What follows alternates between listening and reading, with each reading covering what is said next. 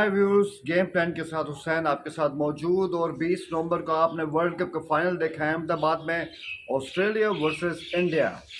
कल जो हुआ उसको देख के हम यही कह सकते हैं कि आज इंडियंस क्या सोच रहे होंगे और आज ऑस्ट्रेलियंस क्या सोच रहे होंगे, क्योंकि कल के फाइनल में उससे पहले जितने भी एक्सपर्ट्स थे, जितने भी एक्स प्लेयर्स थे, खासकर इंडिया के, उनके नज़दीक ऑस्ट्रेलिया के लिए 20 नवंबर, इंडिया के लिए 20 नवंबर का फाइनल सिर्फ एक आम मैच था, एक फॉर्मेलिटी थी।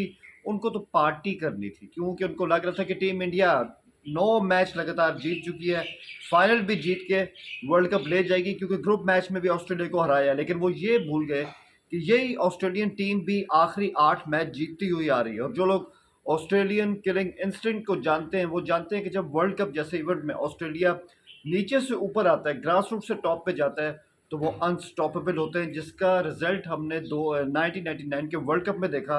जब हम पाकिस्तानियों से पूछ लीजिए कि वसीम अकरम की टीम में क्या कमी थी, बेहतरीन टीम थी, लेकिन 99 के फाइनल में स्टीव वॉ जब नीचे से टीम को लेकर आए तो उन्होंने ग्रीन शर्ट्स को उड़ा के रख दिया था। यही चीज़ कल भी हुई। और मुझे याद है कि 99 में भी स्टीव वॉ का बयान था कि हमने पाकिस्तान के यंग प्लेयर्स को अपना हदफ बनाया था, उन पे होमवर्क किया था। कल उनका यही होमवर्क इंडियन प्लेयर्स के सामने भी आया, और इंडियन प्लेयर्स ने तो कोई होमवर्क ही नहीं किया, वो तो पार्टी करने के चक्रों में थे। तो ये पार्टी उनको बहुत ज़्यादा महंगी पड़ गई, खासकर जब 1,30,000 लोग, होम क्राउड अहमदाबाद में आपको सपोर्ट करने आया हो, सारा स्टेडियम एकदम ब्लू हो, तो बहुत ज़्यादा डिसअपॉइंटमेंट भी होती है। लेकिन मैं कहूँगा कि ये इंडियन मीडिया और एक्स इंडियन प्लेयर्स, इन्होंने जो एक फ़ज़ा बना दी थी कि टीम इंडिया के लिए कोई प्रॉब्लम नहीं है, टीम इंडिया कपिल देव के बाद, धोनी के बाद अब रोहित शर्मा को लेके अपनी लेगेसी छोड़ने जा रही है। तो ये बिल्कुल उनकी जो एक आइडियोलॉजी थी, बिल्कुल बोगस साबित हुई, और टीम ऑस्ट्रेलिया ने सिर्फ फाइनल के ऊपर अपनी कंसंट्रेशन रखी। आप पैट कमिंस को देख रहे हैं, उन्होंने फाइनल से पहले सिर्फ 2 काम किए, बड़ी बड़ी बातें नहीं की। जाके उन्होंने अपने सेल फोन से अहमदाबाद की पिच का जायज़ा लिया, उसकी पिक्स ली और उसके ऊपर काम किया। और फिर जब उनसे पूछा गया कि 1,32,000 इंडियन क्राउड के आगे ऑस्ट्रेलिया क्या खेल पाएगा, तो उन्होंने कहा हमें बहुत ज़्यादा मज़ा आएगा जब इतना बड़ा क्राउड हमारी कारकर्दगी के आगे खामोश हो जाए। और उन्होंने कल खामोश कर दिया, न सिर्फ टीम इंडिया को बल्कि उस सारे इंडियन क्राउड को भी। तो पैट कमिंस के लिए जितनी भी सराहना की जाए, उन्होंने सारे क्रिकेट पंडित्स को गलत साबित किया। टॉस जीत के उन्होंने इंडिया को बल्लेबाजी की दावत दी। तो इंडियन थिंक टैंक क्या सोच रहा था? वो तो कल रोहित शर्मा ने कहा कि अगर हम टॉस जीत जाते हैं तो हम बल्लेबाजी ही करते। तो वो पैट कमिंस के जहन को रीड नहीं कर पाए। ऑस्ट्रेलिया को बिल्कुल इंडियन टीम, इंडियन कोचेस पढ़ने में नाकाम रहे, और रही सही कसर थी वो ट्रेविस हेड ने पूरी कर दी। पहले तो रोहित शर्मा का एक ज़बरदस्त कैच लिया और टीम इंडिया को वहीं पर लगामें डाल दी। और फिर जब 60 पे 3 top order Australian player out हो जाए वर्ल्ड कप फाइनल में, Steve Smith, Mitchell Marsh, David Warner, क्या वहां से स्टैंड लिया ट्रेविस हेड ने, आउट ऑफ फॉर्म लबुशेंगे के साथ, और 137 रन की यादगार इनिंग खेली।